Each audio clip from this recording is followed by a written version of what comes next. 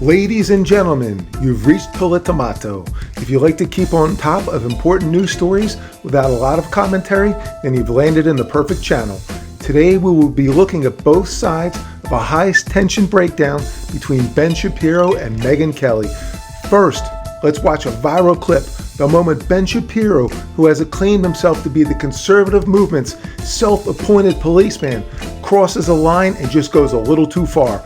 Watch as many in the MAGA movement believe that Ben oversteps his boundaries, attacking Megyn Kelly's integrity, and demands total compliance with his narrative. That's what's on the docket for this edition, so let's let it rip. And the people who refuse to condemn Candace's truly vicious attacks, and some of them are speaking here, are guilty of cowardice. Yes, cowardice.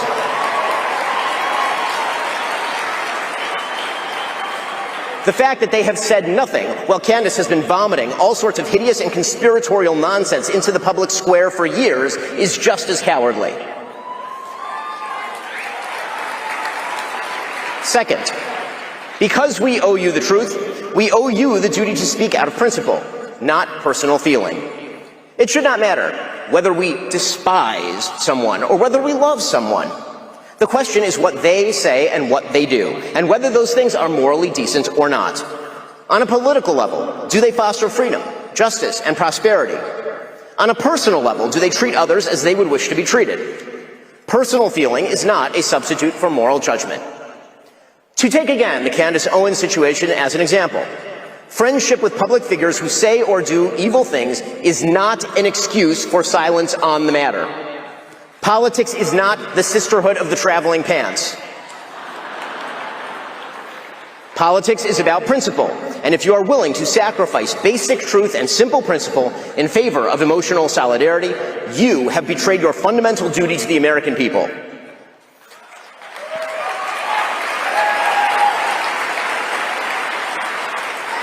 First off, I should break the omerta here and just be a little bit clear. The notion that people in our industry are close friends, like we all take holiday breaks with each other and go to each other's kids' graduations and stuff, is generally untrue. Some people do that, most of us don't.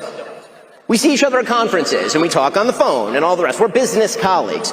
But even if it were true that other public figures were our best friends, our very best friends, that does not relieve us of our duty to speak out of principle and not to cover up evil or shy away from addressing it out of friendship.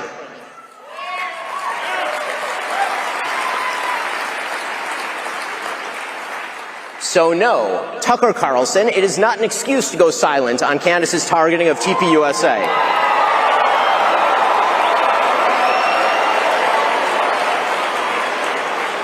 Or to mirror her bullshit lines of questioning because you love Candace personally. The same holds true of Megyn Kelly, a person I consider a friend, characterizing Candace as a young mother and thus shying away from condemning her actions or fibbing about them. That is a non-starter. Meghan Markle is a young mother. Ilhan Omar is a young mother. That doesn't matter. And when Megyn said this week, quote, "My goal and my job here is to try to understand, yes, where Candace is coming from on this," and says she sees no purpose in inserting herself, quote, into this on one side, that is a moral and logical absurdity. There is only one moral side here, Erica Kirk's side.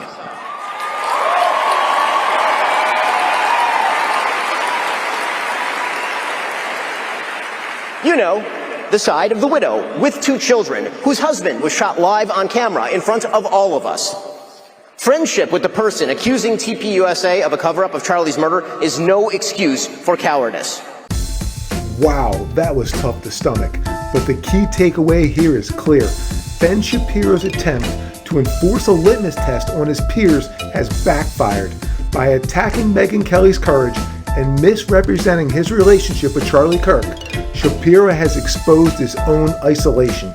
True leadership requires dialogue, not an arrogant policing of supposed allies. But you know what doesn't make the most sense about Ben's entire diatribe? It's on record in many instances, allegedly, that Ben strongly disliked Charlie Kirk, was jealous of his success, and made many attempts to undermine Charlie on several occasions. But okay, we've spent enough energy and time on Ben. Now let's watch this explosive segment where Megyn Kelly breaks her silence on the fractured relationship with Ben. Her rebuttal is a literal deep dive into the internal power struggle of the conservative movement. Megyn Kelly exposes Ben's attempt to play speech policeman and states that his recent public attacks have permanently ended their long-standing friendship. This is one of the best rebuttals I've heard in a long time, so let's take a look. We're not the policemen of the conservative movement. I'm not. He wasn't. Ben Shapiro isn't either. Well, Megyn, you mentioned him, and your name came up on this stage last night in regards to pretty much all of this. Would you like the opportunity to respond?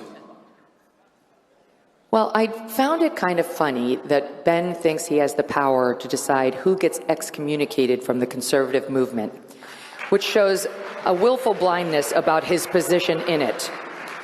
It reminded me a little of when the girl who was the head of our middle school chorus told me she was going to take all my friends away from me. Chorus? A head cheerleader maybe, but like... So I resent the whole thing. I object to the whole thing. Ben and I, he had the nerve to call me a friend right before he called me a despicable coward for not calling out the people he once called out. So he both wants to parent me and be my child. He wants to tell me what I have to do and who I have to say what to. And then when I don't, he and some of his friends want to act like utter victims because I won't do what they say. They need me. I have to be their daddy and step in to protect them. And I am not their daddy.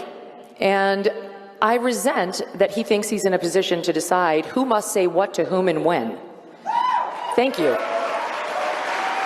So I don't think we are friends anymore. I've been a very good friend to Ben. Nobody knew who the heck Ben Shapiro was when I started putting him on my shows on the Fox News channel. And I helped make him a star. And I've been very, very good to Ben over the years. And he's been good to me too. He just recently came on my tour, as did you. And I gave him the most kind introduction I could possibly give him because I know that he's losing subscribers a lot. And so I tried to do something nice for him by giving him a long 10-minute intro and personally vouching for him. And we mixed it up on Israel out on stage. It wasn't Israel because we're on the same place on Israel. We mixed it up over whether Tucker Carlson should be excommunicated from the conservative movement, which I do not believe. And thank you. And when it was over, we hugged, said goodbye, and then we had a nice text exchange a couple days later saying our friendship was important to us. And the next thing I saw was him attacking me on stage last night as a coward. So that's not friendship, and I think that's fine with me, okay, with friends like that.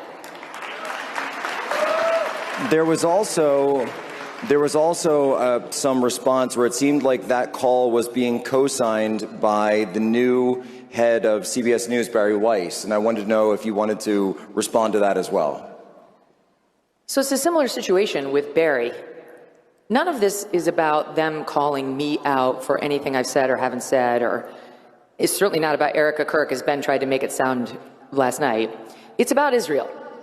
Those two are very pro-ardent Israel activists, which is fine, but they don't get to dictate how the rest of us feel about Israel or what we do with respect to our friends and our friends' opinions on Israel. I have to say that I'm really proud of the way Megyn handles herself here, because bullies need to be bullied right back immediately. It's clear that Megyn Kelly refuses to be intimidated by the thought police of the right. Well, at least that's what Ben thinks he is anyway. One key takeaway that can be gleaned from this exchange is that loyalty and independence outweigh the demands of those trying to gatekeep the movement. This gives hope that we will be witnessing a significant shift in how conservative leaders interact in 26 and beyond. And like the late, great Charlie Kirk once stated, debate is the way forward, not name-calling or censorship. But everyone, that's going to be a wrap for this video. I really hope you enjoyed the breakdown. If you did, please smash that like button, subscribe, and while you're down there, please leave a comment. I would really love to hear what you guys think. I thank you all very much for your time. I hope you all have a wonderful day, and wherever you are, keep smiling.